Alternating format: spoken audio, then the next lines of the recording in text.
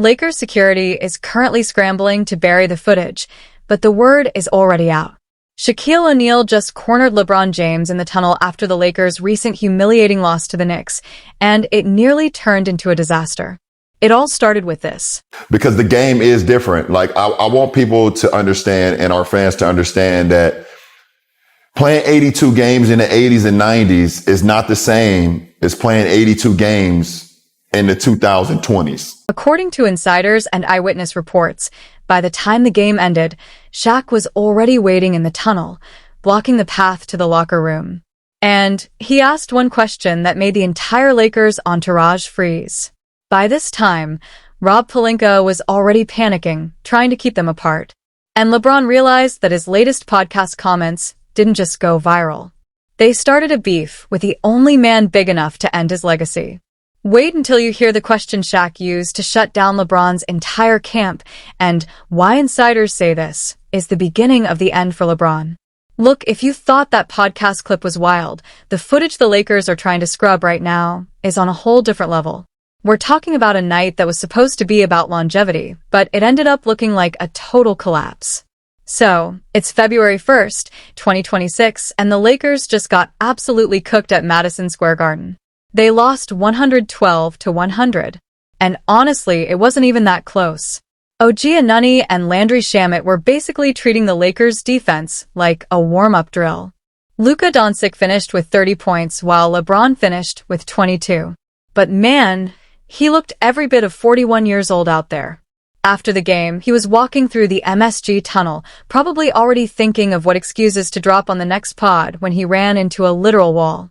Shaq was just standing there leaning against the concrete, and he was not there to do a funny ESPN bit. He was 325 pounds of that pure 90s era, don't play with me energy, and he was straight up blocking the way to the locker room. People who were right there said the vibe went from 0 to 100 instantly. Shaq didn't even say what's up. He looked LeBron dead in the eye and dropped a line that made everybody stop dead. How are you going to call this hard when you play in a league where even looking at a dude too long is a technical foul? And of course, LeBron tried to do that thing where he explains high-level basketball, talking about pace, space, and how the game is faster in 2026. But Shaq wasn't buying all of that. He cut him off and barked back, "Pace doesn't matter when nobody is allowed to touch you. You're only talking about speed because you're scared to admit your body isn't what it used to be, and you're playing in a soft era." Then Shaq went for the jugular. He went straight for Anthony Davis, Joel Embiid, and all the other NBA players who have been missing games and used them as the ultimate proof. Shaq's whole point was that in his day, you played until the bone was showing. Today, these guys missed 3 weeks because they landed a little weird. He straight up called LeBron delusional for that podcast take. But that's not even the craziest part. This face-off got so bad that people actually had to jump in the middle trying to pull Shaq away from LeBron. You've got the Lakers people in a bunch of suits trying to pull a 7-foot tank away from their player, while the non-technical staff was just standing in the shadows watching the whole thing unfold. And just wait until we look at the actual numbers from back then, because what we found proves the NBA in the 90s wasn't just physical, it was a completely different sport. But look, before we go into that, you have to understand why Shaq finally lost his mind. Shaq is basically the last of a dying breed. One of the only guys who actually lived through both sides of this. He's seen the game go from actual basketball to the soft, lazy game we have in this modern era. He entered the league in '92 and was trading elbows with 80s enforcers who were literally trained to take your head off if you breathed on them too hard. He saw the hand-checking rules vanish in 2004. He saw the flagrant foul rules turn into a safety net, and he watched the floor space out until there was nowhere to stretch it anymore. So when he hears LeBron talk about the game being harder now, it feels like a slap in the face to every legend who actually had to fight for a layup. And don't let the speed argument fool you. LeBron likes to talk about the pace being higher today, but if you look at the actual numbers, he's basically just doing math in a vacuum. Back in the 1984 to 85 season, the league average pace was 102. In 1985 to 86, it stayed right there at 102. And right now in 2026, the league average has actually dipped back down to around 99. 5. We're talking about the 1984 to 85 Denver Nuggets running at a staggering pace of 107, a number that would make most modern teams pass out by the third quarter. What about the Showtime Lakers, who were consistently clocking in over 100? The difference, however, is that they were doing it while getting hinged, cross-lined, and shoved into the front row. There was no freedom of movement back then. There was just survival. You want to talk about hard? Look at the Jordan rules. The Detroit Pistons didn't just have a defensive scheme. They basically had a set of instructions on how to assault Michael Jordan without getting arrested. If MJ went to the rim, he was getting put on the floor. Period. There were no flagrant on-ones for unnecessary contact. Now compare that with the life of an NBA superstar in 2026. LeBron spends over $1 million a year on body maintenance, cryo chambers, hyperbaric oxygen, private chefs, and flying on custom private jets where he can sleep in a full-sized bed. Back in the 80s, Charles Barkley and Magic Johnson were flying commercial, fighting for armrest space with random fans and sleeping in regular hotels. Shaq actually pointed this out in April 2025 when he straight up said LeBron's longevity is a byproduct of playing in a soft era. It's less physical, and he's always done this his whole career. He never really done that. So, but the fact that it's less physical, I think it definitely helps him. If LeBron had a fly coach and get hacked by Rick Mahorn every night, he sure wouldn't be playing at 41. Even the GOAT himself, Michael Jordan, chimed in back in June 2025. MJ didn't just question the competitive fire of these guys. He exposed the whole load management culture and talked about how he missed the times when we had real committed players in the NBA. That type of competition, that type of competitiveness is what I live for, and I miss it. I miss that aspect of playing the game of basketball. Jordan played all 82 games in 9 different seasons, and Kobe Bryant famously played with a broken finger and refused to sit out. But today, LeBron's camp defends resting whenever a knee feels a little stiff. That's why Shaq's Netflix Power Moves list from earlier this year was such a huge statement. He was asked to rank his top 10 players, and he put MJ at 1 and Kobe at 2. LeBron, he slid down to 3. Number 3, I'm going to go with the King, LeBron James. Number 2, I'm going with rest in peace, Kobe Bean Bryant. And number 1, the greatest player of all time, is Michael Jordan. And Shaq's reasoning was simple. It's about the killer instinct. Jordan didn't need a podcast to tell you how hard it was. He just went out and showed you by dismantling everyone in his path, regardless of how many times they tried to break him. But if you think Shaq is the only one who's fed up with the excuses, you haven't heard what Paul Pierce had to say about LeBron's speed theory, because he didn't just disagree, he went nuclear on him. However, look, the real reason Shaq finally lost it in that tunnel isn't just about some podcast episode. It's because for guys who actually built this league, LeBron is missing the one thing you can't buy with $1 billion. The fear factor. Shaq's been saying it all through 2025 and 2026. He literally told the world nobody was scared of LeBron. I didn't think players really feared LeBron like they did Jordan. I've never really heard any players say they fear LeBron. Which is valid, because with LeBron, you respect the stats, sure, but nobody was losing sleep. Nobody was thinking, oh, LeBron is playing today. This is going to be a nightmare for me. But when you went up against MJ or Kobe, you knew they were coming to take your soul. You weren't just worried about a loss. You were terrified of getting embarrassed and having your spirit broken in front of everyone. Now, just imagine how the league moved from that warrior energy to the soft buddy-buddy podcast culture we've got now. LeBron is out here doing pods with Tyrese Halliburton, laughing and joking like they're at a summer camp.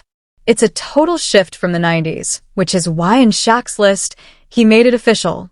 MJ at #1, Kobe at #2, and LeBron at #3.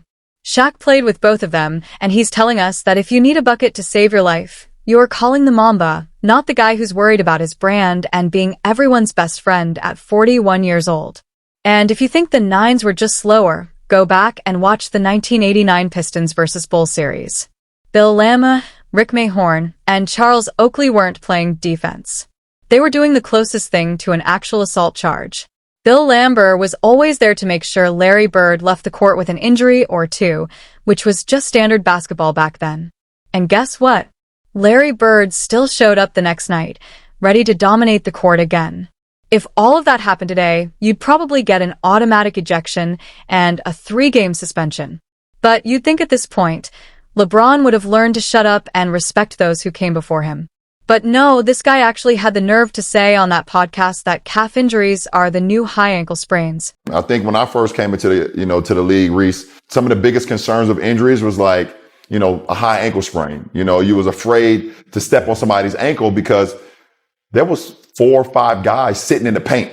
Because there was 4 or 5 guys sitting in the paint. And if you land on somebody's ankle, you get a high ankle sprain, you out 4 to 6 weeks. Now, that's not really much you don't really see that as much now because the game is so spread open. It's so much pace. But now you see the new high ankle sprain is the calf. Like, the game is so fast today that these minor injuries are just as bad as what they faced in the 80s or 90s. Shaq almost lost his mind at that take, especially since he spent a whole career getting hacked like a tree. What about Isaiah Thomas? Remember what he went through in the 1988 finals? Isaiah was playing on one leg, literally hobbling with an ankle swollen to the size of a grapefruit. And he still dropped 25 points in a single quarter. But according to Loft, his era with the rest days and billion-dollar budget is harder. Oh, and his other favorite excuse is that the 8S NBA was just 4 guys sitting in the paint. Like they were just unathletic figureheads. But Shaq took that personally, too. You're talking about Hakey, David Robinson, and a young lean Shaq. These weren't sitters. They were predators. They were 7-footers who could run the floor and protect the rim in a way that would make these modern big guys look like children. Well, Shaq was recently asked by NBC News for his fantasy all-time starting 5. He went with MJ, Kobe, Karl Malone, Larry Bird, and Hakey Olajuwon. So if you had to do your all-time NBA starting 5, do you have one? Kobe and Mike. Okay. That's the 1 and the 2. The 3, I got to go with Bird. Okay. 4, I got to go with Malone. And 5, I got to go with Akeem. You left somebody out. No. He left LeBron out entirely. He even left himself out as well. Yeah, that's how serious this is. When the interviewer asked him about LeBron, Shaq didn't even blink. He basically implied that if he's building a team to win, he needs guys who aren't worried about their podcast downloads. But if you think Shaq was the only one ready to crash out over those podcast clips, you clearly didn't hear what I said earlier about Paul Pierce's reaction. Because the truth didn't just disagree. He basically took LeBron's whole speed and pace theory and threw it in the trash on live TV.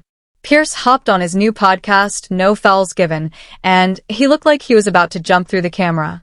He's sitting there with Danny Green, who is actually trying to defend the modern game, and Pierce just cuts him off mid-sentence. He goes, "LeBron is talking about speed, man. We played in the 2000s when you actually had to fight through a screen. Now you just switch, fall asleep, and call it advanced defense." Pierce's whole point is that this speed LeBron is bragging about is fake because the refs don't let you touch anyone.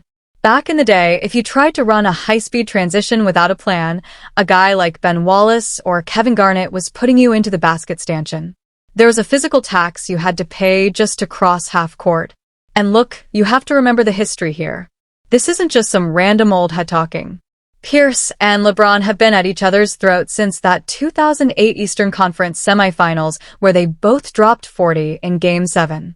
That was when the NBA still had some form of grit and that 90s Warrior mentality. They used to spit at each other in the preseason, literally. And Pierce has never forgotten that LeBron had to go to Miami just to finally get past him.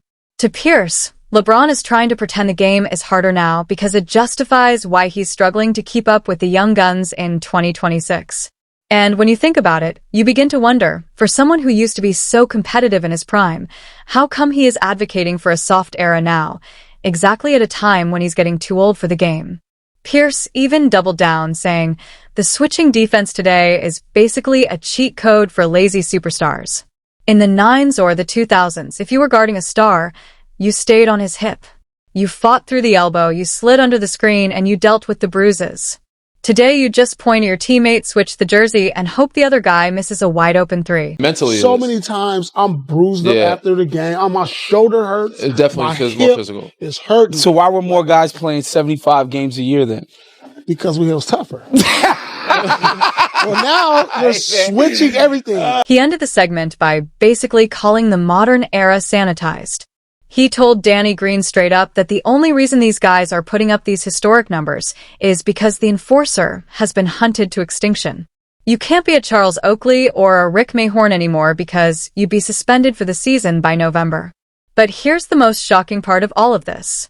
On January 29th, for the first time in 21 years, basically a lifetime in basketball, the NBA announced the All-Star starters and LeBron James wasn't on the list. Think about how insane that is. This dude has been a sure name for the All-Stars since most of us watching this were in high school. But the league finally moved on. Luka Doncic is the new face of the Lakers, and the fans, the media, and even the players themselves basically voted LeBron into the legacy bin. In the final voting results for the Western Conference front court, he tied for 9th place in the media vote with 3 total votes and finished 9th in the overall weighted rankings. 9th. That's basically an eviction notice.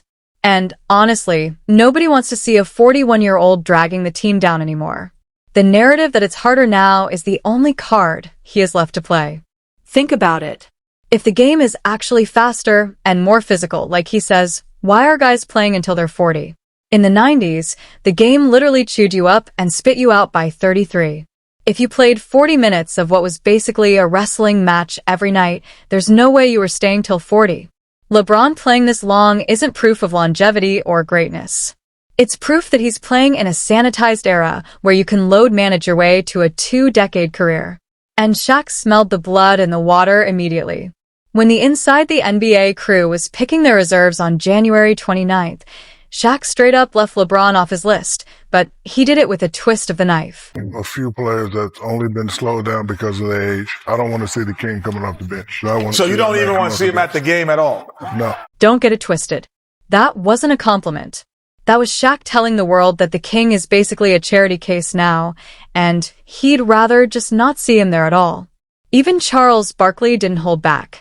Chuck dropped a bomb saying LeBron is done with LA and predicted he's heading for a retirement tour back in Cleveland. Well, there's one thing I'm sure of. This is last year with the Lakers. He's not going to play with the Lakers next year.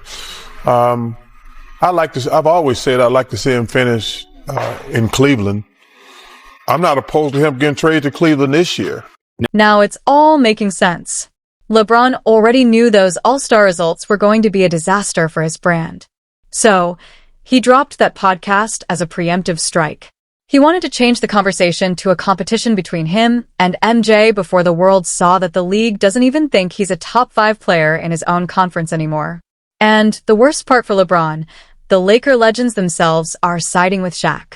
Magic Johnson did an interview back in September 2025 where he didn't even hesitate.